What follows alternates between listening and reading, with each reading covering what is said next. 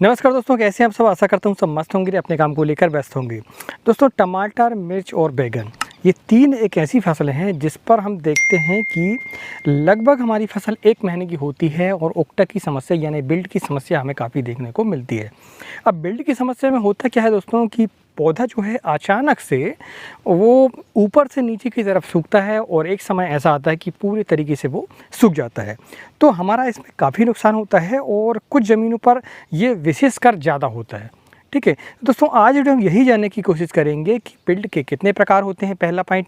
दूसरा पॉइंट होगा दोस्तों ये कि हम बिल्ड को पहचाने कैसे कि कौन सी बेल्ट है। ठीक है, तीसरा ये कि उसका नियंत्रण कैसे किया जाए और चौथा होगा दोस्तों विशेष बात मैं आपको कुछ ऐसे ट्रिक बताऊंगा जिससे कि आपके फार्म पर जो है विल्ट आएगी ही नहीं। तो यदि आप मेरे बताए हुए सुझावों को यदि फॉलो करते हैं तो आप यकीन मानिए आपकी जो फसल है टमाटर, मिर्च और बैगन यहाँ पर बिल्ट आएगी ही नहीं।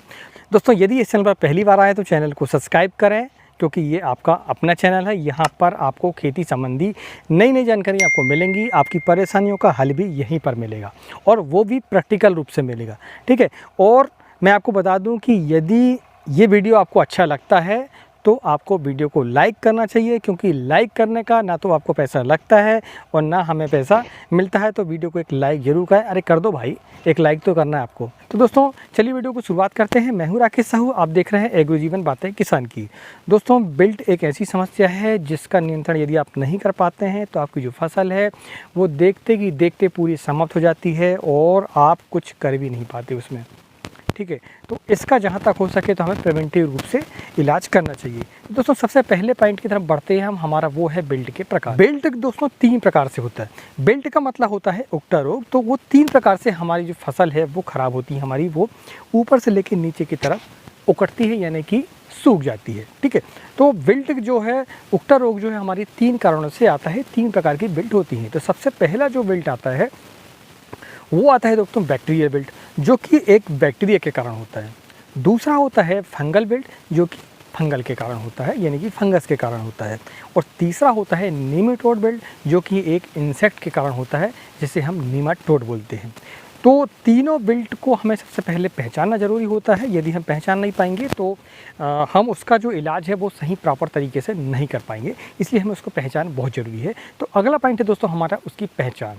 तो पहचान में आप देखेंगे कि सबसे पहले तो मैं आपको बता दूं कि जो तीसरा नंबर वाला जो बिल्ट होता है जिसे हम नीमेटोड बिल्ट बोल रहे हैं, तो नीमेटोड बिल्ट को पहचानना उतना मुश्किल नहीं होता है। आप जड़ उखाड़ के देखेंगे तो आप देखेंगे कि जड़ों में गठाने दिखेंगी आपको, और जड़ें जो है विकसित नहीं होती, गठाने होती हैं उस पर, और पौधा जो है उतनी ग्रोथ ही नहीं ले पाता, आपकी हाइट नहीं बढ़ पाती पौधों की, उसमें वेजिटेबल ग्रोथ नहीं आ पाती। तो इस तरीके से आप पौधे को उखाड़ेंगे तो आप पहचान जाएंगे कि वो एक प्रकार से नीमाटोड की बिल्ट है। बैक्टीरियल बिल्ट को यदि आपको पहचानना है तो आप क्या करें कि पौधे को उखाड़ें, और पौधे को उखाड़ने के बाद जो है उसमें जो तना होता है उसको, जड़ों के किनारे वाले हिस्से को आप थोड़ा सा एक कट लगाएं उसमें, और उसको अलग अलग करें, 2 भागों में विभाजित करें उसको, और कट जो लगाएंगे आप वो तिरछा लगाएंगे।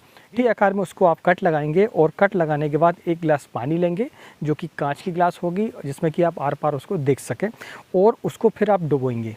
ठीक है, जब आप उसमें डुबाएंगे उस तने को तो आप देखेंगे कि एक लिक्विड नुमा जो एक पदार्थ है वो ऐसा आपको धुएं टाइप की आकृति उसमें दिखेगी, धुआं के तरीके, यानी कि एक लिक्विड पदार्थ उसमें रिश्ते रहता है जो कि काफ़ी देर तक रिश्ते रहता है। तो आप उसको समझ लें यदि ऐसा होता है तो कि वो बैक्टीरियल बिल्ट है, वो बैक्टीरियल के कारण आई हुई बिल्ट है हमारी।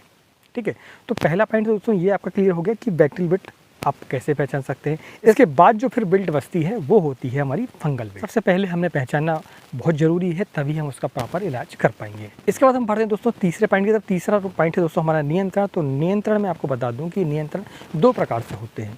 नियंत्रण हम एक तो प्रिवेंटिव रूप से कर सकते हैं और दूसरा क्यूरेटिव रूप से आप करते हैं। तो प्रिवेंटिव रूप में भी सबसे पहला एक आता है जैविक नियंत्रण। जैविक नियंत्रण यदि हम करते हैं इसका, तो हमें उसके लिए क्या करना होगा कि ट्राइकोडर्मा की जो मात्रा है वो आपको 500 ml पर एकड़ के हिसाब से आपको उसकी ड्रिंचिंग करनी होगी। आप सूडोमोनास का भी इस्तेमाल इसमें कर सकते हैं। दूसरा, इसमें नीमेटोड के लिए आप क्या कर सकते हैं कि नीमाटोड को यदि आपको नियंत्रण करना है जैविक रूप से, तो आप उसमें जो है गेंदे के जो पौधे होते हैं वो आपको लगाना होगा। गेंदे के पौधे की जो जड़ होती है जड़ों से एक पदार्थ निकलता है, एक लिक्विड फॉर्मेशन, जो कि आपको समझ में नहीं आएगा, लेकिन वो ज़मीन पर जहाँ-जहाँ जड़ जाती है तो वहाँ से उसके दो किनारे से जो पानी गुजरता है, जो उसके साथ में जो नमी चलती है, नमी के साथ में एक पदार्थ वहाँ से रिलीज होता है जो कि नेमाटोड को कंट्रोल करता है। टमाटर की फसल पर यदि बीच में आप जो है गेंदे के पौधे लगा देते हैं, जैसे आपने मान लीजिए 10 पौधे टमाटर के लगाए हैं तो एक पौधा आप गेंदे का लगा लें, तो उससे फ़ायदा ये होगा कि एक तो आपका नेमाटोड नहीं आएगा, दूसरा एक और फ़ायदा होगा कि यदि आप समय से लगा लेते हैं और आपका जो गेंदे का फूल है वो अगर सही समय पर निकल जाता है तो उसके मार्केट में आपको रेडी मिलेंगे। ऐसा नहीं है कि वो पैसे आपके इन्वेस्ट हो रहे हैं और वो रिटर्न नहीं आ रहा है, तो ऐसा बिल्कुल नहीं है।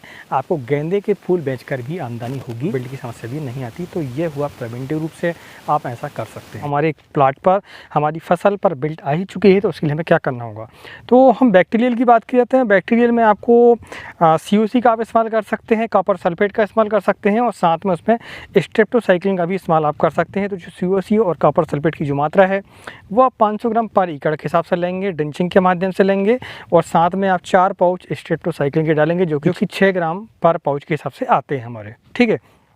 तो इस तरीके से आप बैक्टीरिया बिल्ट को कंट्रोल कर सकते हैं। यदि वो फंगल के कारण बिल्ट है तो उसके लिए आप जो है रोको का इस्तेमाल कर सकते हैं, जिसकी जो मात्रा है वो 1 kg पर एकड़ के हिसाब से होगी और बाविस्टिन की जो मात्रा है वो भी 1 kg पर एकड़ के हिसाब से ले सकते हैं आप एलिट का इस्तेमाल कर सकते हैं, जिसकी जो मात्रा है वो भी 1 kg पर एकड़ के हिसाब से आपको लेना पड़ेगा।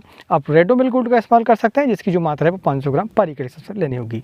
इसके बाद दोस्तों हम बात करते हैं अब हमारे नेमाटोड की। तो नेमाटोड के लिए आप क्या कर सकते हैं, नेमाटोड के लिए आप वॉल्यूम प्लेक्सी का इस्तेमाल कर सकते हैं, जिसकी जो मात्रा है वो 200 ml पर एकड़ के हिसाब से आपको लेनी पड़ेगी और आप वॉल्यूम प्राइम का भी इस्तेमाल इसमें कर सकते हैं। तो आप देखेंगे कि नेमाटोड की समस्या है वो आपकी दूर हो सकती है इसमें, ठीक है। ये उपाय मैंने आपको बता दिए हैं। आप पहले चेक करें कि आपके प्लाट पर जो है बिल्ट कौन सी है, उक्टा रोग आपका कौन सा है, इसके बाद ही आप इलाज इसका करें। दोस्तों ये जानकारी आपको कैसी लगी प्लीज़ हमें कमेंट करके बताएं और यदि जानकारी आपको अच्छी लगी तो प्लीज़ इस वीडियो को लाइक करें और चैनल या पहली बार है तो चैनल को सब्सक्राइब करें। अब हम बात करते हैं हमारी वीडियो की विशेष बात की। तो विशेष बात मैं आपको बता दूं कि विशेष बात दोस्तों ये है कि यदि आप बिल्ट को ऐसा चाहते हैं कि वो आपके प्लाट पर आ ही ना, तो फिर उसके लिए आपको क्या करना होगा कि आप महीने में कम से कम एक बार ड्रिंचिंग आपको करनी पड़ेगी।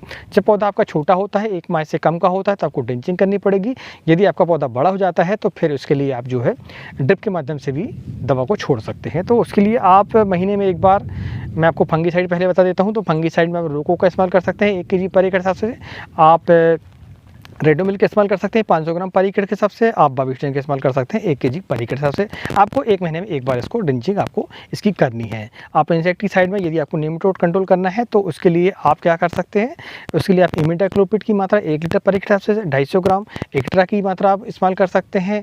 आप इसमें ये वॉल्यूम प्लेक्सी का इस्तेमाल कर सकते हैं महीने में एक बार। तो यदि आप देखते हैं कि इस तरीके से आप महीने में एक बार अगर ड्रिंचिंग कर देते हैं तो आपके प्लाट पर नेमाटोड की समस्या भी नहीं आएगी और फंगल बिल्ट की भी समस्या नहीं आएगी। बैक्टीरिया की बात करते हैं, बैक्टीरिया आप COC का इस्तेमाल कर सकते हैं। तो COC एक फंगीसाइड भी है और आपका बैक्टीरिया नाशक भी होता है ये, तो उसका भी इस्तेमाल आप कर सकते हैं। कॉपर सल्फेट का इस्तेमाल आप कर सकते हैं 500 ग्राम पर एकड़ के हिसाब से। और कोई भी आप ड्रिंचिंग लेते हैं तो आप स्ट्रेप्टोसाइक्लिन का इस्तेमाल कर सकते हैं, कासुकामाइसिन का इस्तेमाल कर सकते हैं। तो इस तरीके से आप महीने में एक बार यदि ड्रिंचिंग कर लेते हैं तो आपके प्लाट पर ये बिल्ड की समस्या नहीं आएगी। दोस्तों ये जानकारी आपको कैसी लगी, यदि अच्छी लगी तो वीडियो को लाइक करें। आज के वीडियो में इतना ही, मिलते हैं अगली वीडियो में, तब तक नमस्कार, जय हिंद, जय किसान, जय जवान।